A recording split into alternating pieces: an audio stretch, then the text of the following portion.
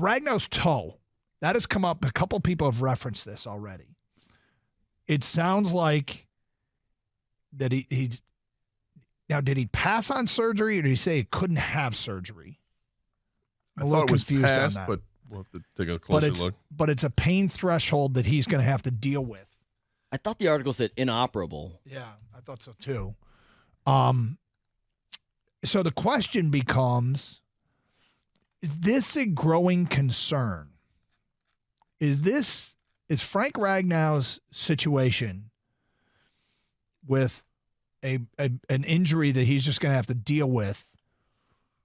Are we teetering on something that could be disastrous? You know?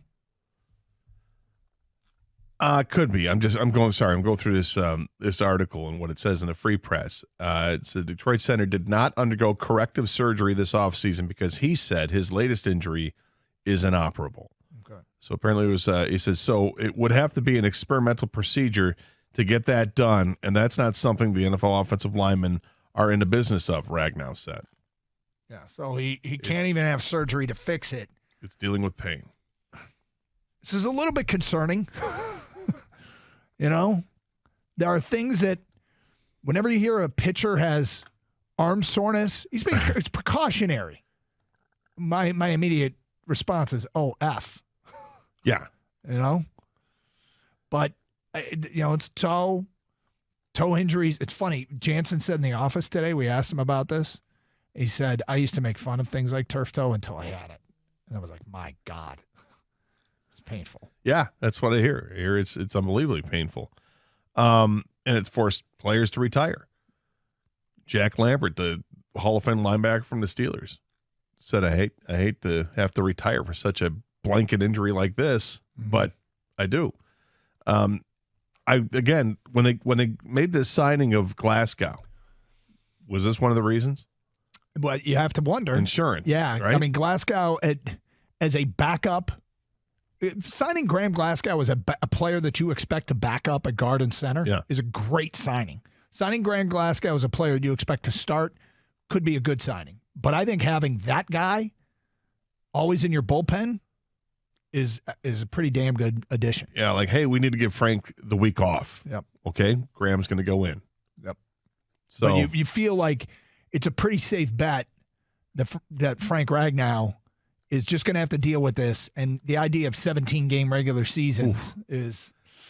Yeah, I don't think we'll see too much of him in exhibition games. I think we're going to hear a lot of did not participate in practice on Wednesdays and Thursdays, available for the walkthrough on Fridays, and suiting up on Sundays. I think that's how they manage him. And when you're a veteran in the league, the last thing you want to deal with is going through long training camps anyway.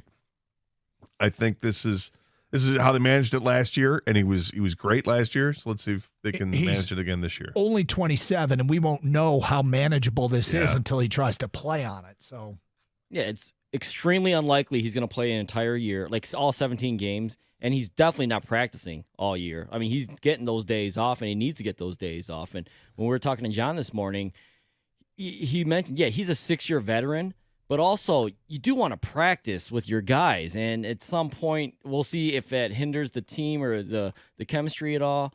But it's just a pain tolerance issue, and he's really tough. And then he played with like a broken throat or something at one point. Like on it, right? Frank Ragnow's awesome. tough. He's tough as nails. He's tough, and he's awesome off the field too. You know, you're talking about how he's got this skeet shooting thing that he takes grieving children to, and just reaching out to them in different ways. He's awesome. Yeah, but he's human, so he's gonna miss time. I think it's just inevitable.